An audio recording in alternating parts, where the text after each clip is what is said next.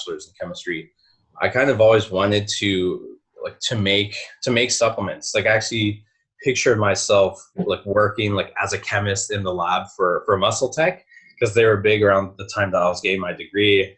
And like I thought that they actually had a lab and like we're like all high tech and this shit and shit. But I soon after that learned how the industry actually works. But just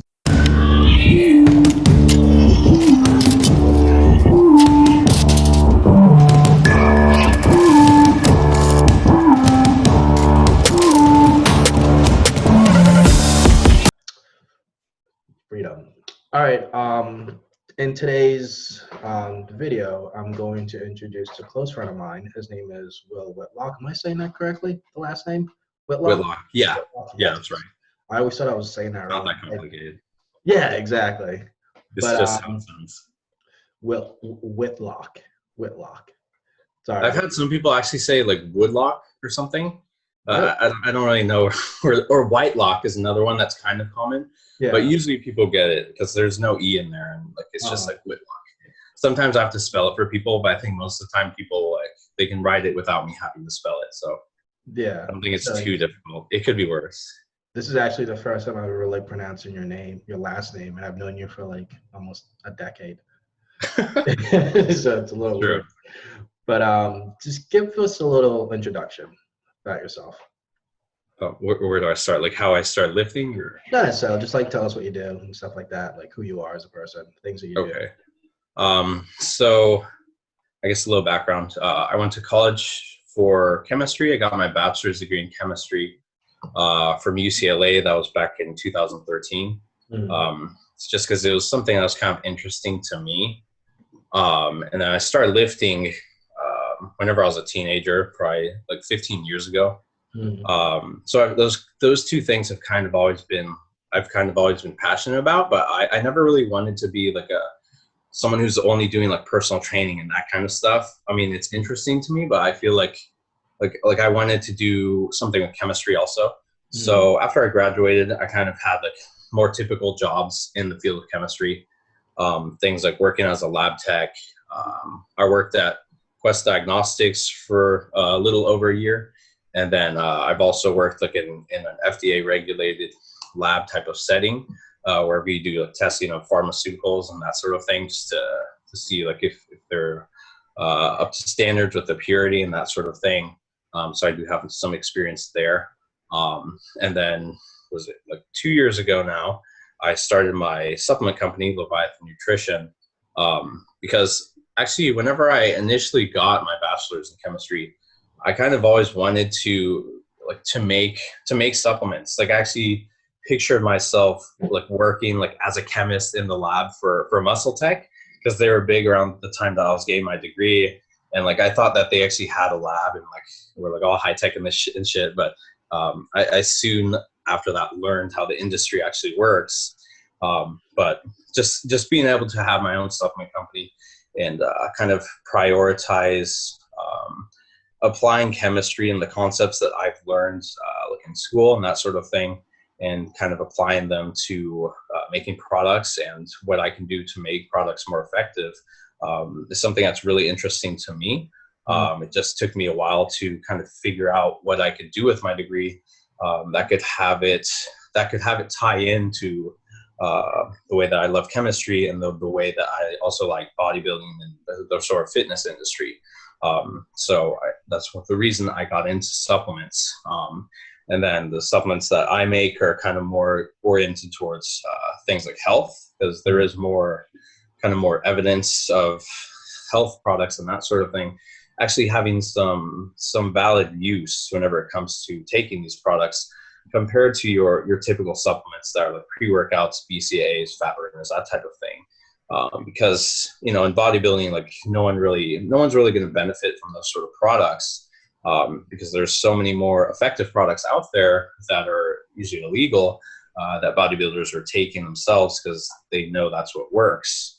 But whenever it comes to health, like health supplements, health products, that kind of thing, there actually are studies out there that show some certain health supplements being just as effective as, and hopefully the FDA doesn't come at me for saying this, just as effective as some prescription medications. One example of that is berberine, and there was a study showing how effective that berberine was, just as effective as an equal dose of metformin at regulating blood glucose levels. Yeah. And also berberine on top of that can help regulate lipid metabolism. And then for another example would be curcumin. And that curcumin is a pretty strong kind of anti-inflammatory.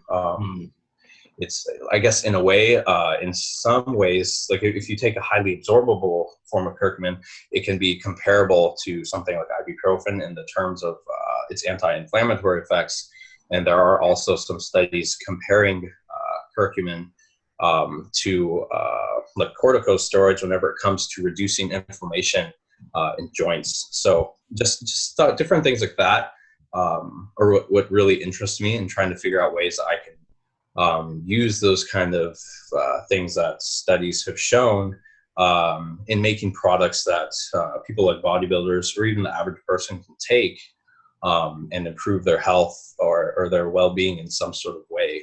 So that's kind of what my goal is with the supplement company that I've created. And then, of course, I'm still, interested in bodybuilding. I still like to compete. I competed once in 2014.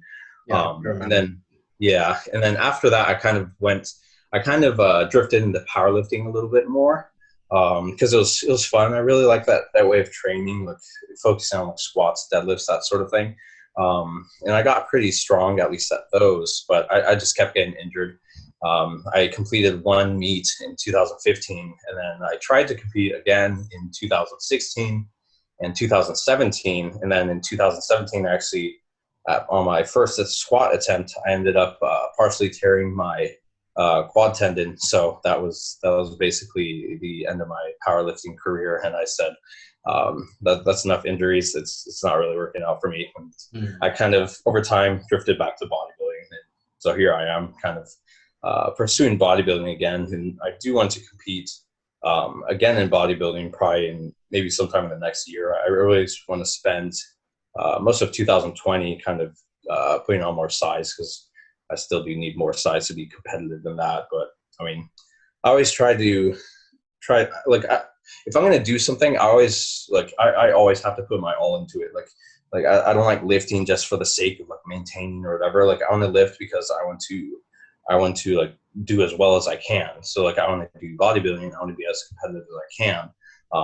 Just like with my company, I want my company to be as successful as possible. So that's just the kind of mindset that I've always had.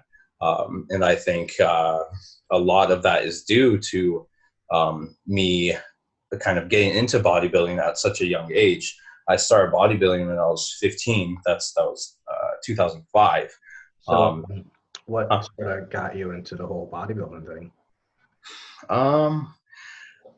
It's actually hard to say. I've always been really skinny. I actually posted a picture on Instagram like a couple of weeks ago. It was like the only picture I have of before I started lifting. I was like, I think I was right around 100 pounds and like 5'4", 5'5", whenever I was like 13. So I was just always really skinny. And then at the time, my brother was kind of into working out. So to me, he looked pretty big. And then like, I remember like people in my classes and stuff when I was a freshman in high school, I remember them having like big arms and like big bicep veins. I was like, damn, that looks really cool. Like maybe I should start going to the gym. And like, I don't know, I just kind of did that. And then we did it as with some of my friends in my parents' garage, because we had like some machines there and stuff. So that's kind of how I got started. Yeah. Just kind of doing it as something for fun, like after school. But like all I cared about, I was one of those people who just wanted like a big chest and big biceps. So I literally just do like a bunch of like chest presses and like bicep curls that was like a couple months. I think after a couple months, I actually started training legs, and then actually joined a real gym. Maybe like 6 months into it, I joined the YMCA, and like they actually had free weights and like barbells and stuff. I remember the first time, because my friend took me to the YMCA for the first time, And I think we stayed there for like 3.5 hours. I was totally in love with it. I lifted every fucking like free weight that I could and stuff. I was like, oh my god, this is so cool.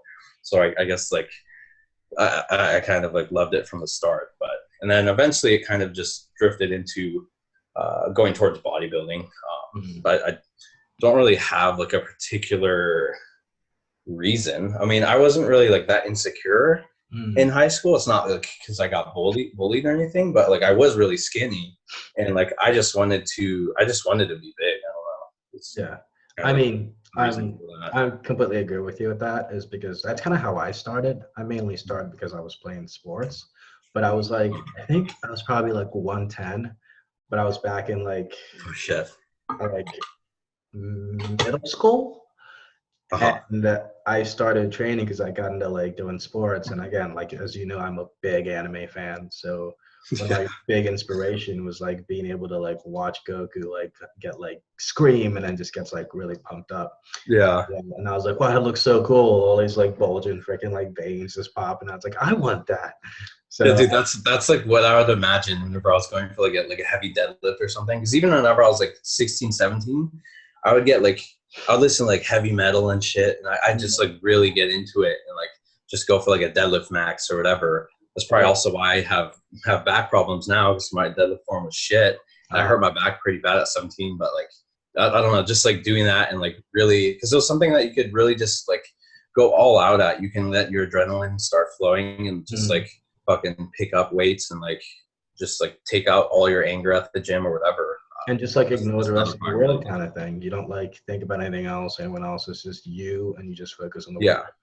Yeah, exactly. It's kind of a form of meditation in a way. Yes. I actually, in the last one, I told the guy that I was interviewing, I told him, hey man, before I actually start my working set, I literally just close my eyes for like 5 minutes and just meditate. Really? I literally just like I close my eyes for about 5 minutes. I meditate. I think of all the things that happened that made me feel a certain way, all the things that like I can just like channel all that specific like rage, anger, emotional issues, or stuff like that, and then just like think about all that. And then when I'm done, just open my eyes, and then I'm just in the zone, and I just kind of just channel everything from that to the weights. And just like you, I'm very competitive, and you being very competitive, like what age do you think that started? Like, was it before you got into bodybuilding or before you were all doing like your what is it, biology? Chemistry. So was it like when did you start to get like really competed? Not like bodybuilding specifically, but just like what time in your life did you feel like you wanted to be like competitive towards like the things that you want to do in life, like go all in? That's actually a good question. I don't know if I can even pinpoint a specific time. I kind of think it's just the way that my mind has always been, but like I never found anything that I was passionate enough about, or that like I thought that I would be good enough at to actually fully apply that mindset. I mean, before I got into like bodybuilding and weightlifting, whenever I was like 13 or whatever, I would play Warcraft a lot. Like, and I would play it seriously. Like, I would get pissed if I lost or something. Because like playing Warcraft online, you would be like ranked and stuff. So I'd like, I don't know. I always wanted to like get like to the next best rank, and like you would get like a different profile picture for your account or something. I'm like, dude, I really want the one where you get 150 team wins and you can get like a sorceress for your picture or something. I don't know. I think that's kind of always been my mindset, but like I wasn't really good at gaming, so I don't think I ever even got those 150 wins. But it's just kind of something that I became more obvious of over time. And then of course, getting into bodybuilding, you like bodybuilding kind of teaches you what you need in order to be successful at things, because it teaches you that you have to be dedicated day in, day out. You really have to apply yourself. You have to put in the effort. I mean, whenever I was 15, my mom was still cooking like for my family and everything. But I wanted to have total control of my diet, so I started learning how to cook and cooking all my food myself whenever I was 15. And then, of course, I've been doing it ever since. So it teaches you how to be independent. It teaches you how to be consistent with things. And, that's really the necessary formula for being successful at anything. So That's so interesting that you said that. And as you're saying, I'm like thinking back, from my personal childhood experience, I basically like I'm from Africa, so my mhm, mom doesn't barely knew English when I was younger. And in terms of like school and trying to like help me with schoolwork and stuff like that, she wasn't able to uh-huh, because she didn't really know much of like math or reading or anything like that. So I basically had to like teach myself how to do all these things. But it's mhm. also the fact that like I got more into like weightlifting. That was a little bit more focused on what is it that I wanted to do. Just like it said, it teaches you how to be like dedicated towards something and put like all your effort in. Like I didn't know how to do basically anything. Like you would think I was born here because of the way I sound and I don't have much of an Yeah, accent. you don't have an accent. Yeah, Yeah, it's exactly. crazy. But like learning English was like the hardest freaking language that I had Oh to my learn. God. It was just so difficult. I mean, like I didn't have any help or anything. I just like Uh-huh. mainly just read like astronomy books, and I was just like reading those books. Astronomy? Yeah, I was like really deep into it. Oh I know. wow. It's Yeah, so weird.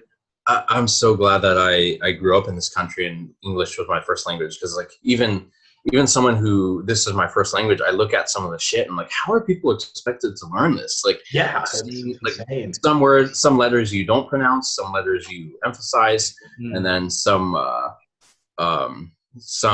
some words are spelled exactly the same, but whenever And you use it in a sound like sentence, it differently and can stuff be like that. pronounced a different way. I'm just like, how the fuck do you expect people to learn this? But Yeah, that's crazy, dude. I mean, it shows, and then I mean, you don't have any accent, so that's pretty impressive. yeah. So it kind of just like brought me back to like it's mainly because of like the whole bodybuilder thing. I was able to kind of Uh-huh. like self-learn myself, teach myself how to do certain things, teach myself how to do math. I mean, it was a struggle. It was I Hmm. still hate math to this day, but it was a I struggle do trying to too. do all those things. Yeah, I do too, but you're it's like Yeah, okay. that was the It's not math much. was by far the hardest subject for me to Yeah. get, because I think I have like a form of like dyscalculia too. Because like if someone asks me what my zip code is, I have to say it really fast, or like if I think about it for too long, I'll get it wrong. Like I'll get the numbers mixed up or something. So math was always kind of difficult, but I mean, I still made it through. And then I try not to use it. I mean, I don't use it that much in what I Mm, do. And to me, like chemistry is pretty heavy in math. Some of it is, mm, but to me, the part of chemistry that was the most interesting is organic chemistry, which mm. there's virtually no math and like no numbers in. It's kind of more just And looking at structures, and learning different concepts. And by those concepts, you can kind of predict what type of properties, the chemical properties that certain structures can have. mm, So again, like knowing those sort of things with organic chemistry has really helped me in even supplements, because you can apply that and kind of gain some sort of meaning as to how those different properties of structures can be beneficial or harmful whenever it comes to humans taking something like that. So mm. So would you give me at least one example of like what would be some properties that would be able to that you'd be able to combine to give you a certain effect based on their chemical compounds? to combine Yeah, or just like a general. like a general, I'd probably have to start with like a structure in general. Um, well, let's say you have, well, I guess in general, whenever you have a structure that you're going to ingest orally, um, in generally, it's going to be better for the structure to be more fat soluble, Mm, um, rather than water soluble, because basically the more fat soluble a molecule is, the easier it's going to be able to be absorbed. It's going to be able to permeate through a cell membrane, versus if it's too water soluble, mm, it's going to have trouble permeating through a cell membrane, and it will likely require some sort of a transport protein for it to be pumped through the cell membrane, which takes energy, and then actually be active in your body. And basically, the whole point of drug metabolism, which occurs in the liver mostly, is to take molecules and to make them more water soluble. The way to make molecules more water soluble is basically usually by adding like oxygens onto a molecule that could be in the form of like a double bonded oxygen, or hydroxyl groups, which is an oxygen as well as a hydrogen bonded to that oxygen.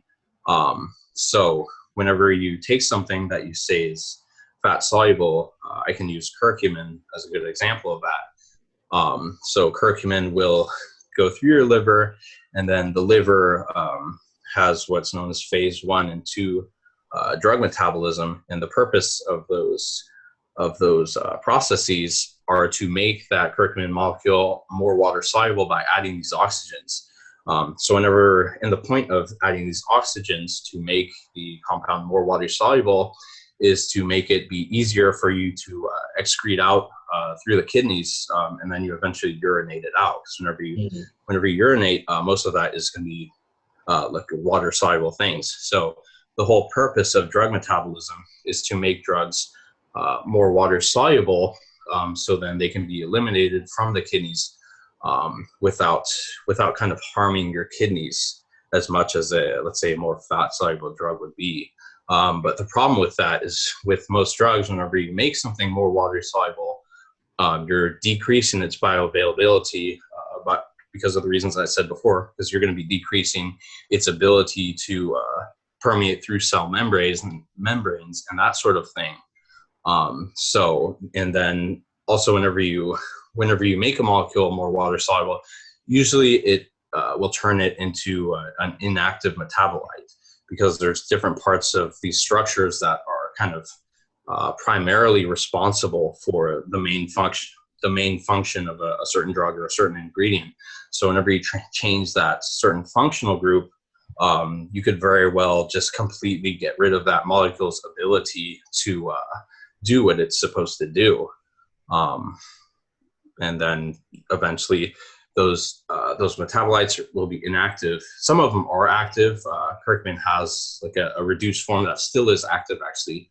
But there's also, I mean, there's more than one metabolite, but most of the metabolites are inactive, and then they go through the kidneys and get eliminated through urine. So I don't know if that answered your question. It doesn't, but it does, but like while Okay. you're saying that, what I was actually thinking of, like the perfect example in my head would be, you know how we have vitamin supplements, right? Mm-hmm. And how like our body doesn't digest all of it, and some of it, whatever else that is left over, we peed it out. So Right. while you were explaining that, that's kind of what I was thinking. Is that remotely close?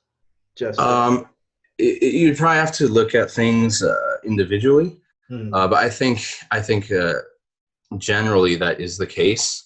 Like a lot of Because those it doesn't vitamins, necessarily use like all the vitamins that you're supposed to absorb.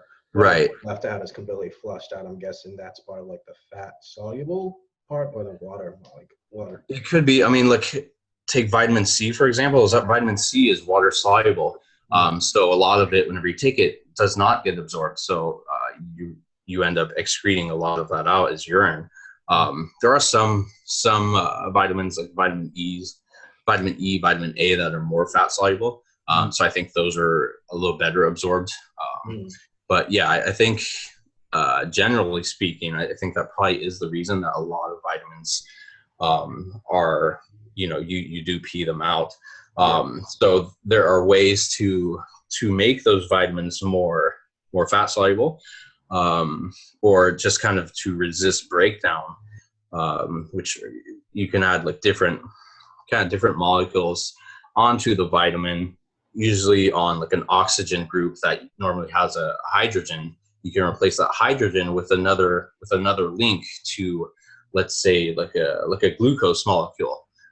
So that's known as that's known as having the compound be a glucoside form, which is the case for quite a few supplements, the one that comes to mind right now for me is quercetin.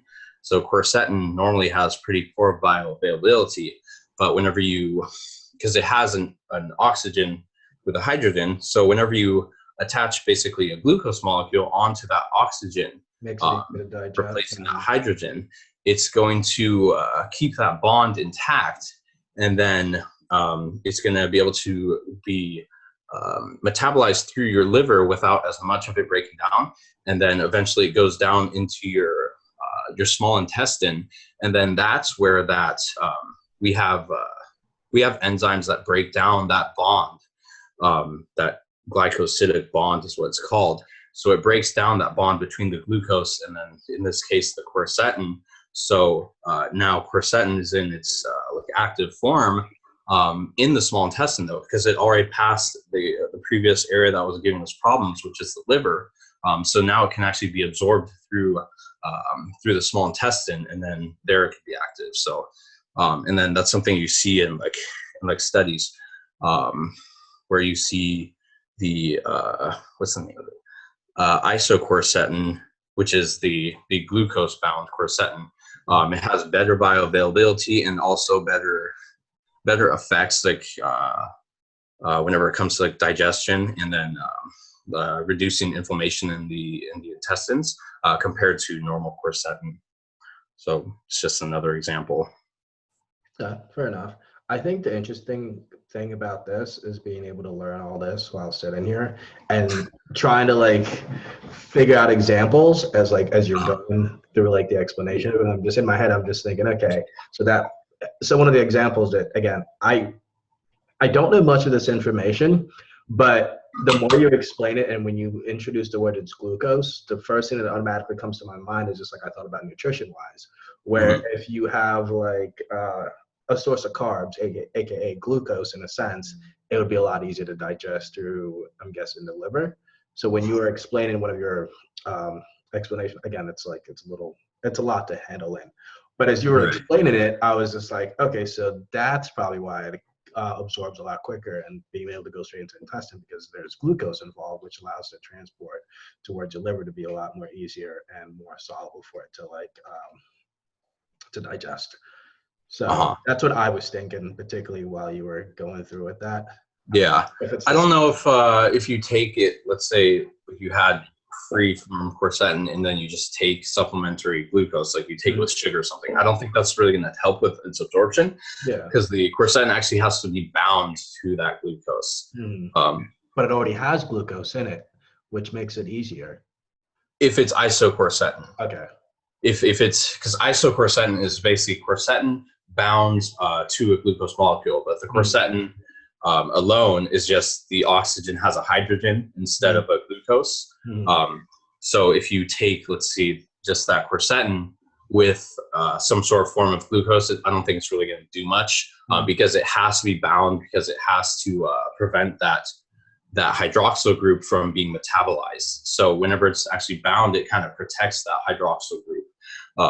And then that's also a big case for oral steroids. It's kind of the same concept, which is why whenever you methylate an oral steroid, you're protecting the hydroxyl group that's on that same carbon, which is usually, yes, for esters it has, or for injectables it has an ester, but for orals it's an oxygen bound with a hydrogen attached to it.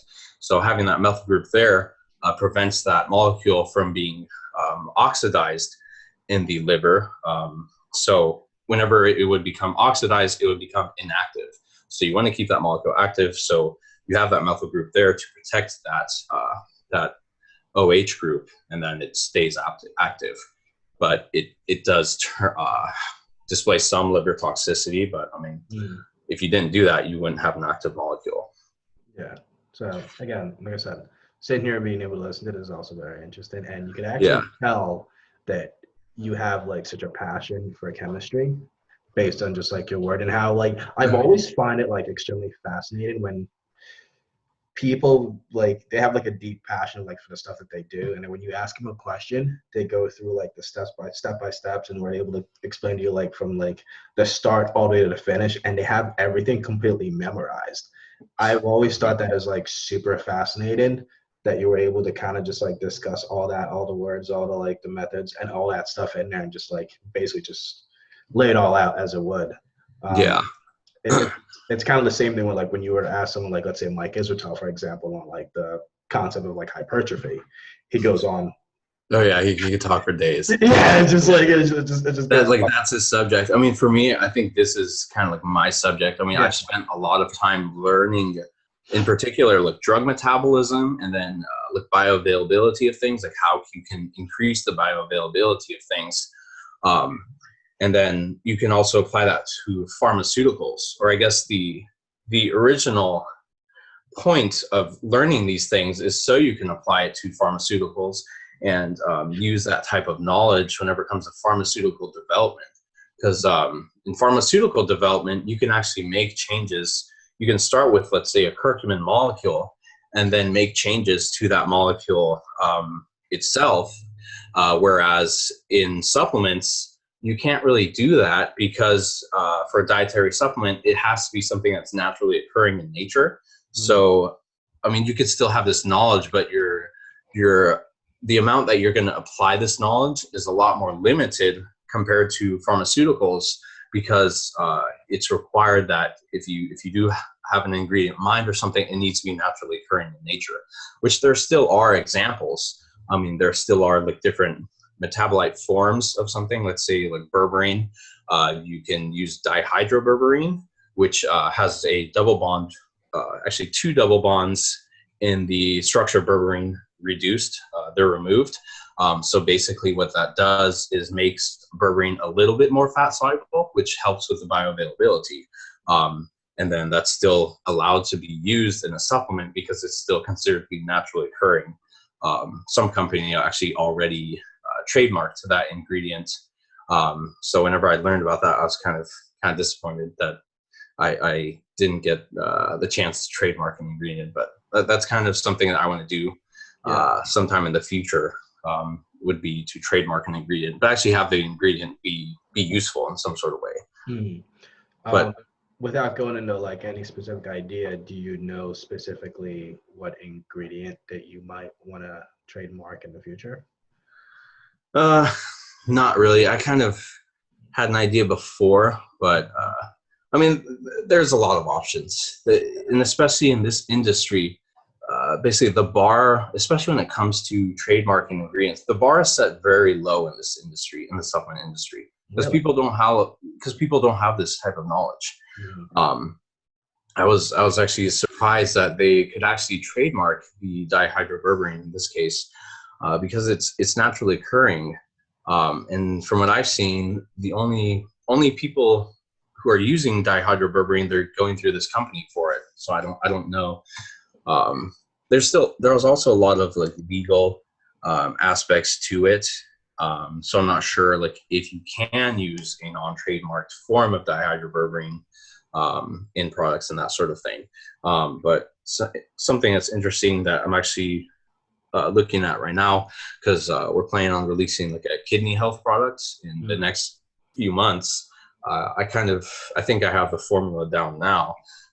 So there is an ingredient for that right now that I'm just kind of looking at pricing. But we're going to be the first company to have that ingredient in a product, which is pretty cool. And it's pretty similar. And again, like here's where the knowledge comes through and you can apply it. It's pretty similar in structure to another ingredient that's pretty well known, except this ingredient has one chemical alteration in the structure, which makes it a little bit more bioavailable. It makes it more resistant to a particular enzyme that is pretty efficient at breaking down the original molecule, but it's less efficient at breaking down this molecule. So it's going to be able to remain in circulation and then go to target tissues better.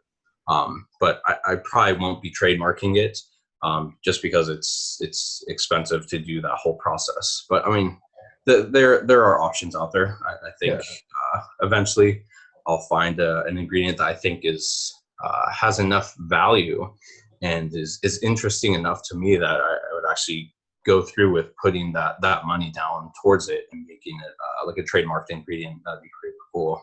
Hmm. So in terms of trademarking, how much would that usually, what would be the rough estimate?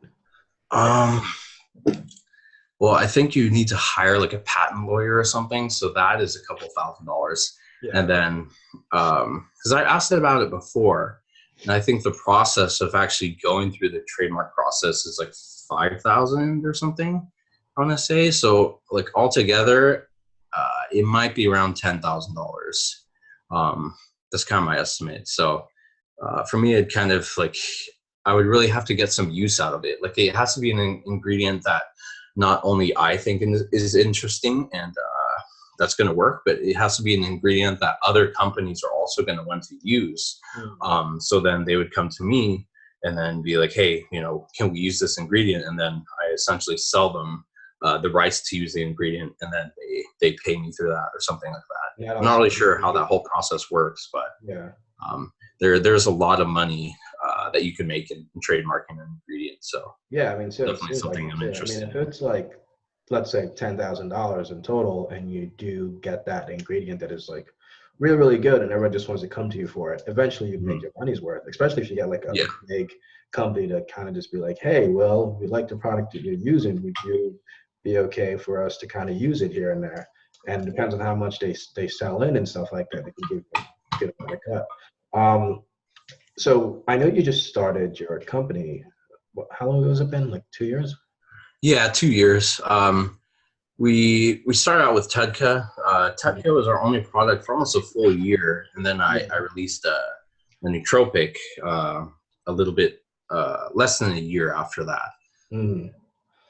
I actually did get your Tatka. I bought it from you like a while ago, Uh-huh. and it was very effective. I loved using it. I had some blood work that was done for it, and it did show some decrease in what is it? Is it for liver? Liver values, yeah. It would be ALT and AST. Ugh, Those are the main ones. now. Like right now, those are pretty bad. So I might have to actually order some Vodka for me just to get that all fixed out. But All I right. did my blood work not too long ago. My last prep. We'll talk about Yeah. it. I gotta get that fixed. So yeah, I'm trying to work on that. Mhm. Let's see. And that I'll just add also, Tudka is another one that is an example of a supplement that has pretty similar benefits as a prescription medication. Because in the United States, we use UDCA, which is it's basically the same molecule as Tudka, just without a taurine molecule added. Tudka has the taurine molecule added.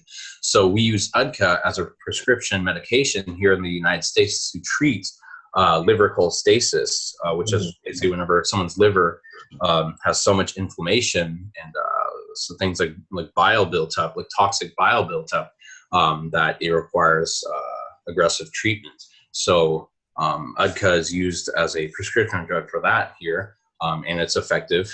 And then if you compare that to Tudka, there are quite a few studies out there that show this. Tudka basically outperforms UDCA in its effectiveness in treating liver cholestasis. Yet it's still a supplement. I'm not sure kind of how long that will last, just due to the fact that its parent molecule basically is a prescription drug in the United States. So it's kind of an interesting legal battle to see what might happen there. But for now, it is a supplement, and it does have plenty of clinical studies showing its effectiveness. Mm. Yeah, it's kind of funny. I was thinking, like, let's say somebody was like, they're a huge heavy drinker.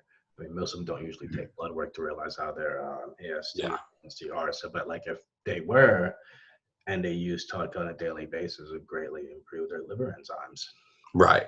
Yeah. If they take it, which is interesting, there's been research showing if you take, let's say you take Tudka and then you start drinking, it's actually going to damage your liver more versus if you take Tudka at the same time that you start drinking, or if you take Tudka after. If you take Tudka at the same time that you start drinking, or wait till after and then take Tudka, then it's going to be beneficial for you.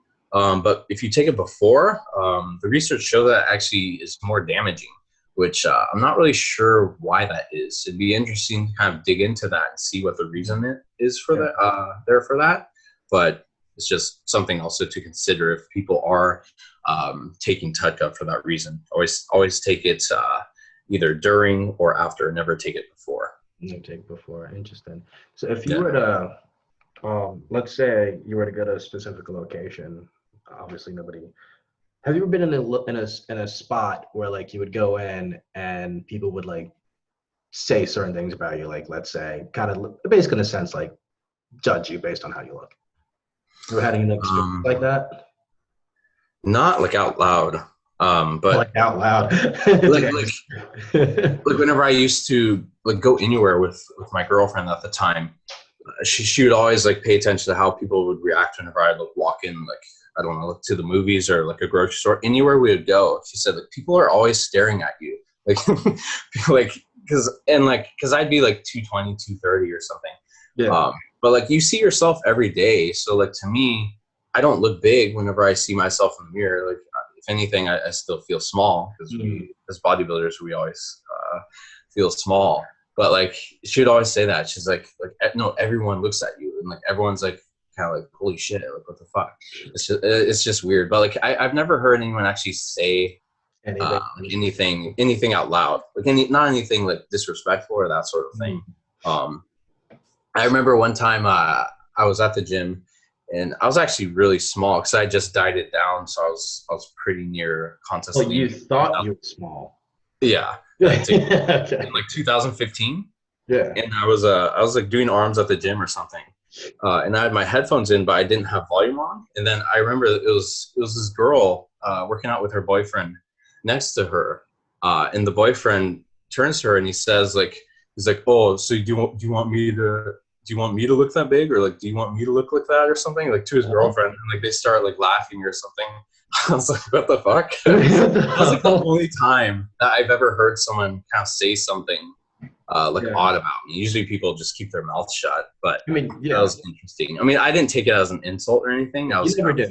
You never take it as an insult. It's more of a compliment than anything. Yeah, it was interesting though. It's like, like again, it kind of got me thinking. It's like, I guess this is really what people think like anytime they see me. Yeah. But no one says it, and then I don't notice it because to me, I don't feel like I'm a big person. Right? Like, I don't feel like it's not because they don't say it in front of you. If they mentally think that you're really, really big, no one's gonna go up to you and say like, "Hey, dude." Right? Yeah, of course. Yeah. Like, I don't want to like get on this guy's bad side. Yeah, they're scared. So so exactly. So try not to say it, but like some people, like I think both genders would actually talk to like their friends about it and actually be like, yo, that dude that was at the gym, he was pretty jacked, he was pretty big and stuff like that. It's like, I want to look like that. And girls are just like, ew, I don't want to look like that. I don't want like my boyfriend to look like that. Yeah. Girls are usually like, oh, that much muscle is unattractive, or like because they're just automatically trying to disqualify themselves from. Yeah, because they're just like, oh, this is way out of my league. Yeah, exactly. From like feeling like they could have something with you, but. Yeah, so that's interesting how that works. Yeah, it's super interesting. So aside from being very passionate about chemistry, being very passionate about bodybuilding, what else is it that you do that's not related to like those two? Like, what else do you do as a hobby? That is a good question. That is a really good question. All I do at this point. Well, I'm sure there's got to be something. Like, are you a gamer? Do you like? Yeah, I mean, if I had the time, I would still game. I mean, I do like some anime too, but I mean, I like the dubbed versions of anime. So you probably frowned upon that, so I could see from that expression there. But no, I don't hate dub versions. It's just there's never any good dub versions. I personally don't think there is, but I'm sure. Naruto was good dubbed, or like the villain's voice. Like I really liked Pain's voice, and I liked Madora's voice. Madara was probably the only cool guy that had a pretty good dub, and Obito was really nice. Yeah, Obito was pretty good too. Yeah, I mean, I still like games. I play. I've actually been trying to play Path of Exile because they just had like an update with a patch. I actually have that. Huh? I have that. Oh, you do? Yeah. Dude, they just had which I have it pulled up actually. Which version? Like they just released a pretty big patch, and then they have a new league also. But I haven't really had time to play much. But that's a game I've been into since like 2011, whenever it came out. And then before that, I was kind of more into like a couple of Blizzard games. Like I was really into Warcraft, not World of Warcraft, but just like straight up Warcraft 3 and stuff. You ever played Diablo? And then, huh? You ever played Diablo? Yeah, I was about to say that. Like Diablo has been like the game I love the most, and then that's why I started playing Path of Exile, because it's so similar to Diablo, like Diablo 1 and 2. Yeah. I think the reason I got into it was because my dad like works on computers. He was a computer engineer. So whenever I was a kid, he'd like play computer games and stuff. So sometimes I'd watch him, and I remember I was like, I think I was like 8 or 9 years old or something, and I saw him playing Diablo 1. And then we had this thing where you can like play the demo. So I started playing it, and like I love that game. So like ever since I've loved Diablo. I played Diablo 2 for like almost a decade, because there's just so much cool stuff about that game. And then Diablo 3 came out. I had high expectations. I was sorely disappointed. And then I found Path of Exile, which is kind of like what I expected Diablo 3 to turn out to be. So ever since that, I've always kept my eye on Path of Exile. I mean, I haven't played it like constantly for the past 9 years, but like I'll still play it on and off. If they have a big update, I'll go back to playing it again. It's a very cool game. It's very in depth. I've also played Dark Souls. I actually beat Dark Souls 3. That was a really cool game too. I kind of tried playing the first and second one, but I think they're a lot harder. I couldn't really get much out of it. But so I got Dark Souls 3, right? It's very interesting. It has a lot of like story behind it too. I think Bryce Lewis. I feel like it does. I don't know. So my stories, I got Dark Souls 3. You know how like there's like the first boss or whatever, the one with like the statue and stuff like that. Dude, he took me so long to defeat. I was like, holy dude, fuck, this guy's so strong. I got the game for like 2 years. I quit. Like I fucking dude, quit. You just have to dodge. Like every time he swings that big ass like axe or whatever you have to roll out of the way every time, and then I think you go for his back. Yeah. And like you basically just have to keep doing that. But it's so ridiculous. Like some of those fights are just like insane.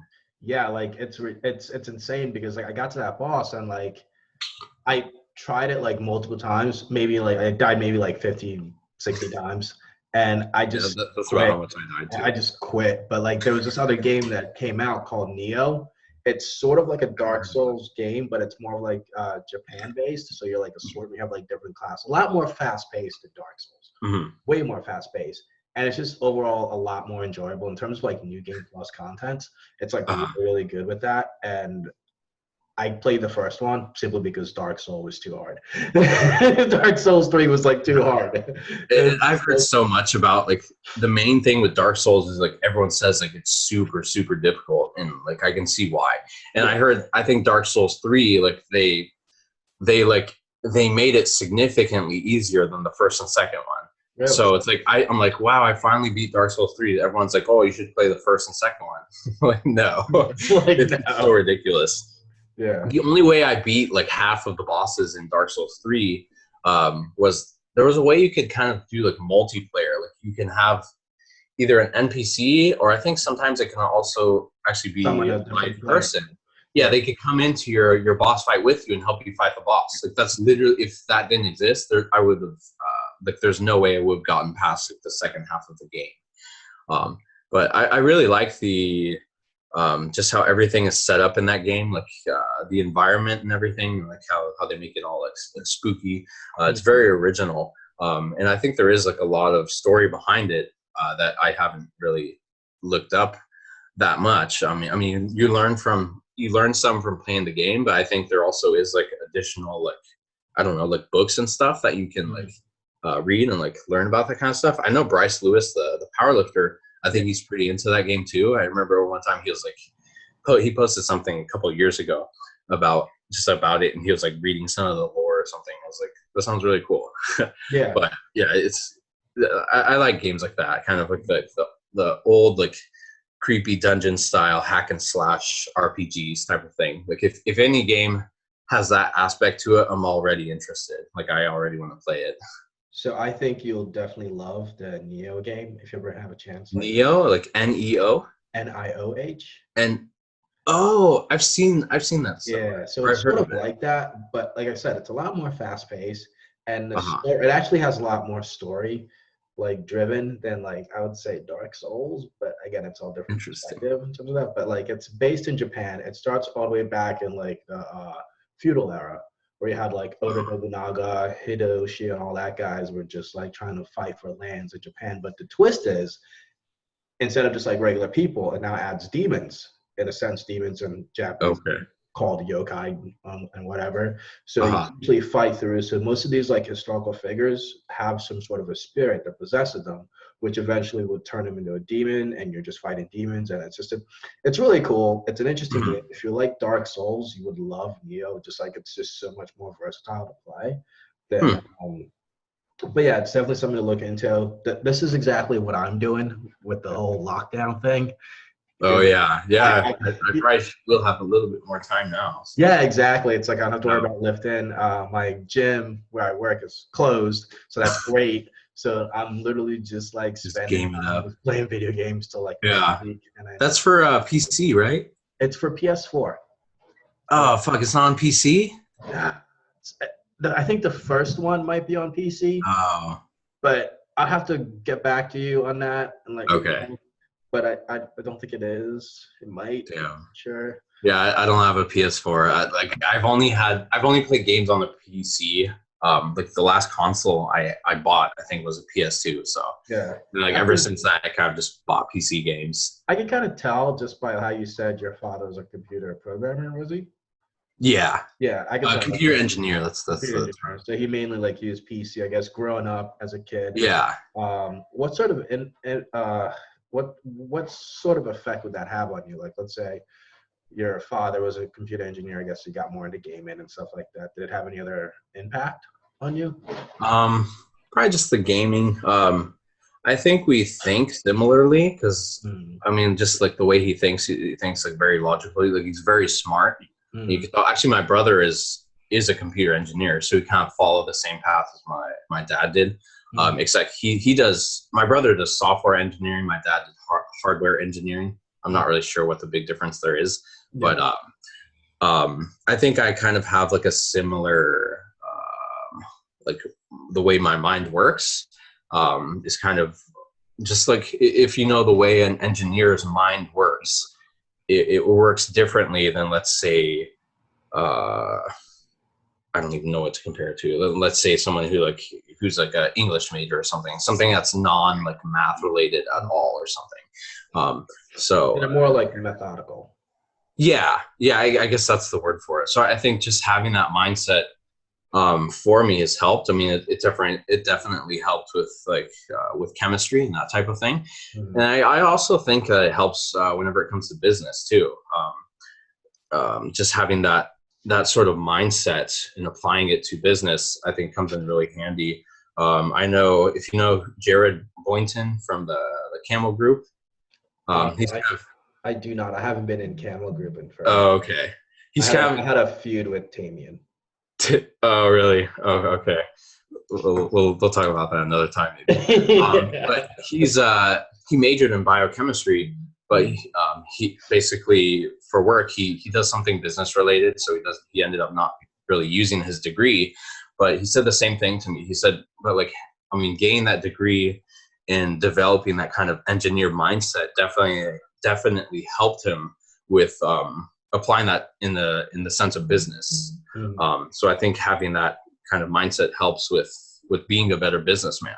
Mhm. And I mean, like I didn't study business at school or anything. Yeah. I mean, like honestly, most of it to me is kind of common sense. Yeah. And then Now that you times where said you crunch that, numbers. uh, What's that? I just want to say, like, now that you said that, I was actually in school for business administration, Uh but huh. the more I was in it for like 2 years, and I realized, this really isn't something you have to go to school for. That's exactly what I was thinking. I mean, It's and like, then when I was at UCLA, like that's the major that most people take, and it's a very easy major. Like they would never go to school Fridays. Like I remember in the apartment I lived in, there would be parties every Thursday night because like most of them were like business or economics majors, that sort of thing. And then I'd have a fucking chemistry lab at 8 a.m. the next morning, and like. I don't know, like chemistry, you got to study a lot harder for and everything too. But yeah, like I think most of business is common sense, but kind of having that, the way that you solve problems. That's the thing with engineering, you learn how to better solve problems and take things step by step. So you can apply that to business, and you can actually do, I think, pretty well whenever it comes to business. And I have my own business and I really enjoy it. I really enjoy like the business aspect of things also. And I think I'm pretty decent at it just because of, the way my mind works and being able to solve problems and that sort of thing. So how's business been going? Pretty good until this whole virus thing. Oh yeah. It's slowed down quite a bit right now. I mean, it's actually not too terrible, but I mean, if people don't have the ability to go to the gym, people don't really have, too much reason to be, buying our products. And then especially if they're out of work and that sort of thing, they're not going to be buying our products. So it's going to be interesting to see how the next couple of months are. But I mean, we're still moving forward. I was in the middle of talking to a couple of retailers about getting our products in the stores. Right now, our products are in one store. And then we're trying to get all of our product line in a store in the UK that they were interested in once our newest product, which is an adaptogen product, finishes production, which at this point probably won't be until the end of May with things going on. Everything's going to slow down, that sort of thing. But once we do that, that should help. And then we'll also list this product on Amazon. So I listed Ire on Amazon also. It's available from Amazon Prime. So they fulfill the shipping and all that, which is very, it has a lot of potential in terms of business, because that way our products are reaching a totally different customer base. Because whenever you go to the site, leviathannutrition.com, most people go, most people who go to our site come through Instagram, they come through referrals and that sort of thing. And they're usually power lifters, they're usually bodybuilders who want to take the product, because they're running gear and they want to, that to be better for their health. But Amazon is kind of more of reaching the general public. But also the general public, struggles to stay healthy and that sort of thing. So having health products for the general public is also a really good idea, and one that we can really expand on. So kind of like the way that we make our labels, and we're just kind of trying to make them a little bit more appealable and to make sense to more general consumers. So if it's listed on Amazon, they can look at the product and have a better idea of what this product is going to do for them, and then of course buy it. So that's kind of what we want to do with every product that I'm releasing so far. These next two products, I also want to list them on Amazon and have that as an option to people, because with so many people just go to Amazon to buy their products.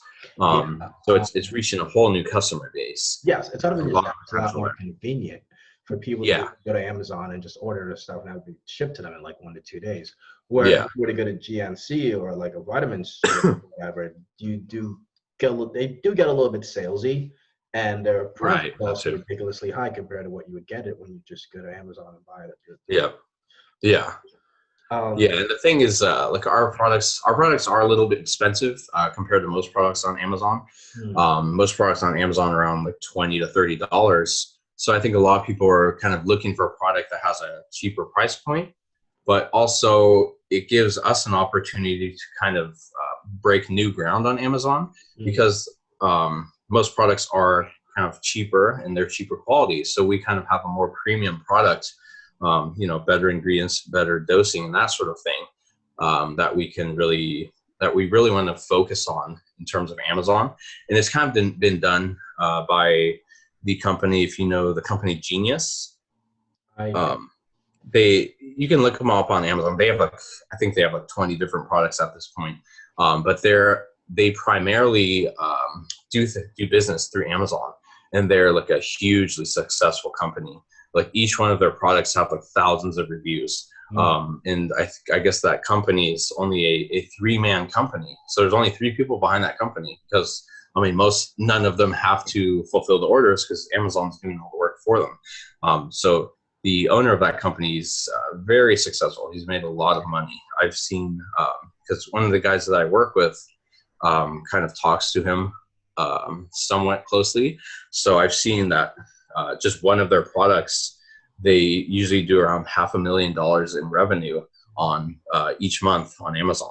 That's Really? just one of their products. So they have like 20 products. Yeah. So it's just insane the potential that Amazon has to be able to scale to such high amounts if you do things correctly. So that's kind of another aspect that I want to take.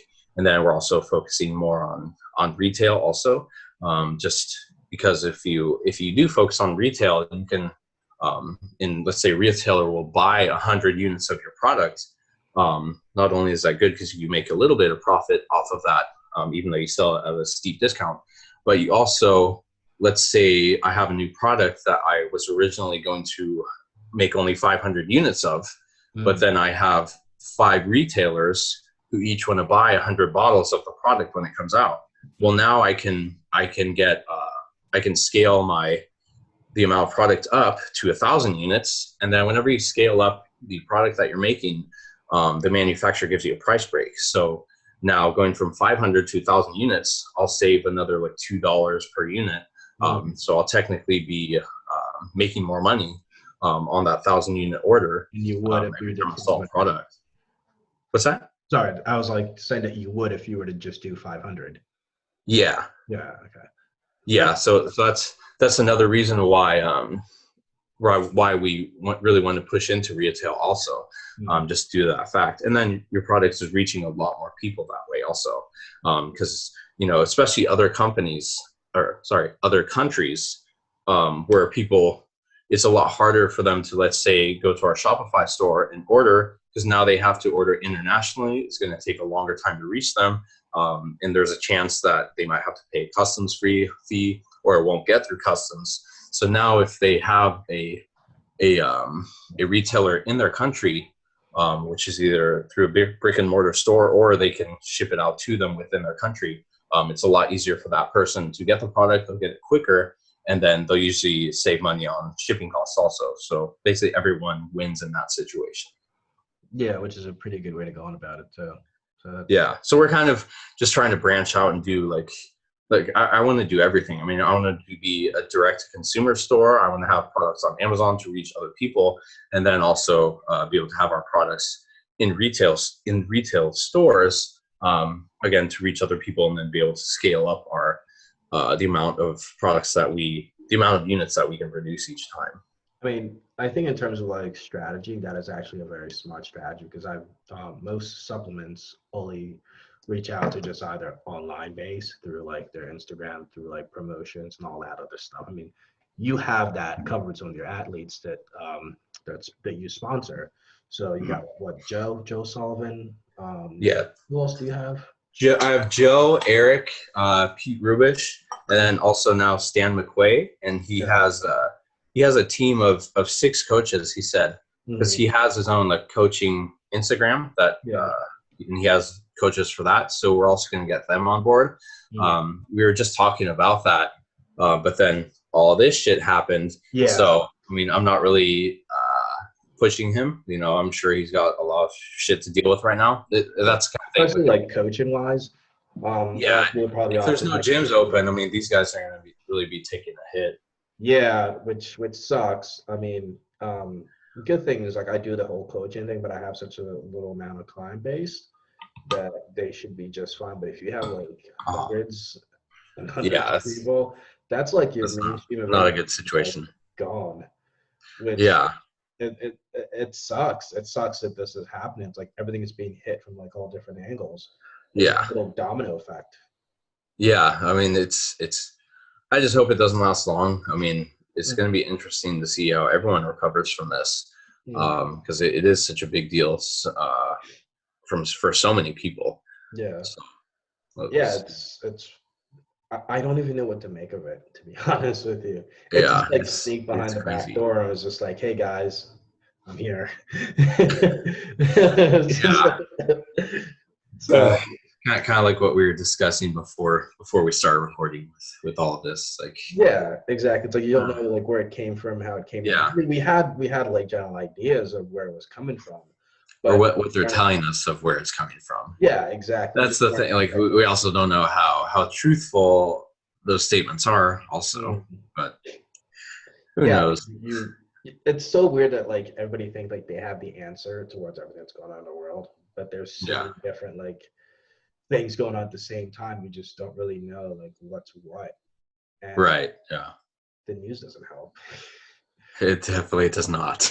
Yeah, so there's that. The level of panic that just because the fucking news, this is all they focus on. It's just like Mhm. virus, Well, that's how virus, to get their virus. ratings up. They need people to Yeah. see them. And now everyone is just like fucking like Up to shaking date. in their boots over this shit. Mhm. Even I was driving to work on Monday, and even those signs that they have on the freeway says like, "Oh, wash your hands, watch interacting with people, don't catch coronavirus." I'm just Mhm. like, dude, I'm just trying to fucking drive to work, and you guys are still blasting this in my head. Like, shut the Yeah, fuck up. We've heard it already.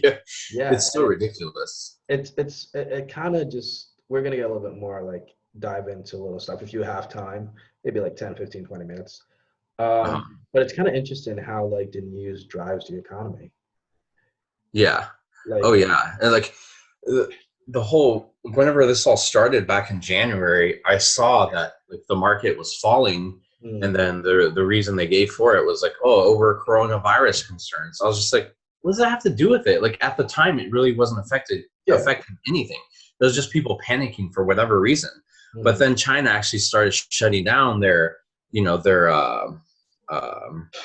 manufacturing facilities and everything, which I basically think affects, that's where the problem yeah, is. it affects the supply chain of like virtually 100% of businesses in Mm, America, because everything gets outsourced to China. So mm, that's whenever, it's actually going to have a real tangible effect. And mm, then the market just continued falling from that. And now that it's finally reached us and everyone's panicking and it's spreading all around us, mm. now it's like the third big step that it continues to just go down, because now we're actually feeling it. Yeah, So it's kind of like a triple whammy type of thing. It's outrageous. So definitely be hopefully interesting to with the see what new stimulus happens. package that Trump's about to set out, that would be very helpful in boosting the economy. But at the same time, I don't know. I don't know. Yeah, I don't really know the details of all that and But what's going on. essentially, they're going to give $1,000 to $2,000. Yeah, I heard 1,000. Now I hear 2,000, Yeah. but I don't know like what are the requirements for people to be eligible for that. Yes, Or you that's have to be the interesting eligible, thing. and like judging by the fact that I still have a job, I'm sure I won't be eligible. Yeah, So I don't know how that's going to work, I think it's like and based on even like how long is that going to take? Because if Mhm. it's coming from the government, it might take fucking years for people to see that money. Who Yeah. knows? I mean, he did say it's like April something. One's in April and one's in May. Oh, really? So if that's Huh. what they're trying to do, that means this thing is going to be a lot longer than 2 weeks. Yeah. Well, even in the meeting that Trump gave yesterday, he was saying that like this whole thing could last until July, August, like you Mhm. said. Yeah. But I think they weren't referring to actually quarantining; they were just referring to the spread, Hmm. like how long this is going to spread and everything. But yeah, I mean, I think we're going to be quarantined for longer than 2 weeks. Hmm. Like 2 weeks is the assumption if it only infects one person. Like if one Hmm. person is infected, yeah, then they have to be quarantined for a total of 2 weeks for the virus to run its course or whatever, so they're no longer contagious. But that's assuming that everyone is gonna, get the virus at the same exact time for And two they're weeks. Like not. it's gonna, like people They're are gonna be contracting this towards the virus end of for that like, 2 weeks period. And all yeah, of a sudden they throughout don't the have whole anything course of to this 2 weeks, and like, yeah. people would have to be hiding away in their house without like stepping outside or interacting with other people for months for this to actually um, to actually be effective. I mean, maybe if we quarantine for just 2 weeks, it will still be a lot more beneficial versus not doing anything about it. But there's no way it's gonna like prevent the thing from spreading. It's still gonna spread, just maybe not quite as fast. But I don't know. I think they're gonna change that and say that we want things to remain shut for longer than 2 weeks. So yeah, 100%. And the scary thing about that is like once that starts happening and people are like, we thought you said 2 weeks, and all of a sudden everyone's just like, okay, this is not over in 2 weeks. That creates more panic. And when that happens, you know what happens after that. Yeah, I mean, I think all the masses. Yeah, I think the reason they gave the 2 weeks initially is because people are going to agree to that and be like, okay, it's only 2 weeks is a short time, so I don't have a problem with that. Yeah. Rather than telling them up front, like, hey, this is actually going to take 2 months. Like people are going to be like, 2 months? Fuck no, I'm not going to do that. Yeah. So you're kind of just easing them into it, and then kind of going to deal with the situation whenever we come to it. I think their best bet would have just been to be like, okay, this is likely going to last a lot longer than 2 weeks. Like, yeah, if they would have just said that instead of kind of like easing the blow and then eventually kind of like go back on their promise, people are going to panic after that 2 week period is over, because they're like, when that happens, everyone's just going to lose their shit. Just like, oh, I thought you said 2 weeks. And then all of a sudden they start incorporating like military to like kind of keep people in control and all that stuff. That's the scary part. Yeah, I saw that. Like the National Guard is there's already some being pulled out in PA to quarantine people and guiding them back to their homes. Yeah. I mean, once people start panicking over this, like, I mean, we're going to be out of toilet paper for a really long time. Toilet paper and sanitizer. Oh, that's another interesting thing, because I have some product on Amazon, and I wanted to ship another package there because I'm like a little low on product. I might be out in like 2 months. But one of the people I work with who has connections with Amazon says Amazon is not any new items. So if someone's items that they have on Amazon Prime are low in stock, they can't restock it right now, all the way until April 1st, because Amazon's prioritizing anything that's related to this virus. They're prioritizing having hand sanitizer in stock, having toilet paper in stock, all of that kind of stuff. So that's the only type of stuff that right now they're going to be focusing on and allow people to restock their products until April 1st, which hopefully it stays that way. They might change it though. So like right now, I can't send any product to the FBA warehouse for Amazon because they're not gonna do anything with it. So it's interesting to see just how much this is affecting things. And then also with the Amazon Prime, right now, I think they've made a statement saying that they're not going to be able to fulfill that 1 to 2 day delivery with Prime. And I had an item this morning that it took 4 days for them to finally ship it out.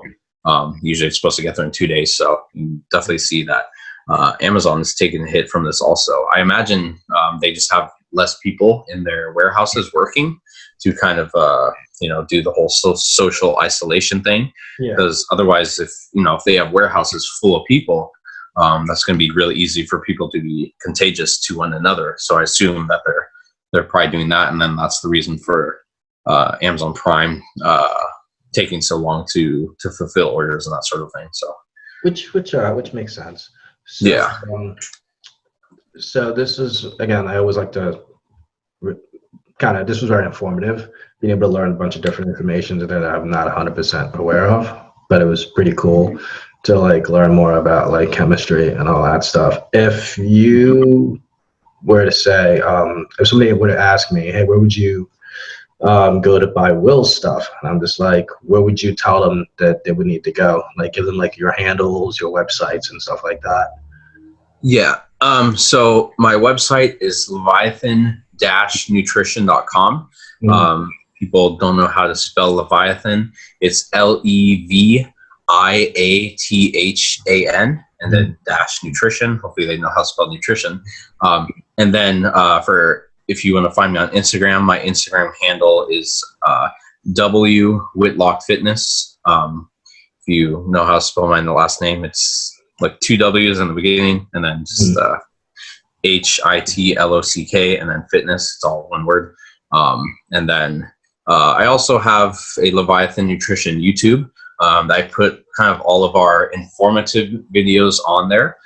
So if anyone's interested in learning more about like the details of chemistry and stuff, I have a lot of videos on there that pertain to like drug metabolism, how blood pressure works, how you can read liver enzyme values whenever you get a blood test, and what's important about that and that sort of stuff. So a whole lot of educational content is on that YouTube. It's just Leviathan Nutrition. I think you just type it into YouTube and you should be able to find it. So yeah, I think those are my main handles for social media that you can find me at. Perfect. I'm also going to put them in the description as well, so that way it makes a lot. Okay, cool. That way they'll know how to spell everything. Yeah, it makes it a lot easier for There's no ambiguity. Yeah, right. They're just like, oh, it's Leviathan. Scroll down, it's there. Yeah.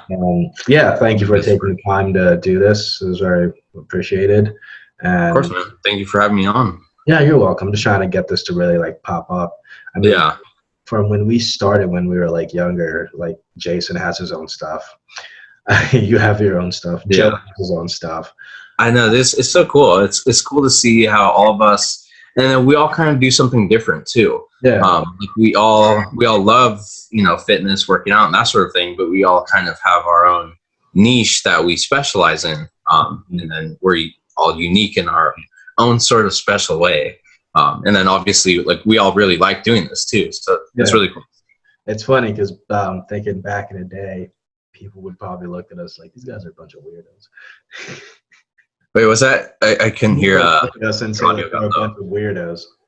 Oh, yeah, I know. Yeah. But the funny thing about that is usually the weirdos or the outcasts are the people who end up being very successful later in life. And, like in high school, it's like, you see the popular kids, and how cool they are. And then you see them 10 years later and they're just like some fat ass working at Walmart or something. Like, yeah. Usually that's how it pans out. So, I mean, it is what it is. I don't have a problem dealing with that if it meant that I was going to be successful later in life. Yeah, I mean, it just takes time. It's also about just being consistent with what you have and making the best out of it. And then just see what it takes you, really. That's all it comes down to at the end of the day. But thank you. I appreciate it. I'll talk to you soon. All right. Sounds good, man. Yeah, cool. Have a good night.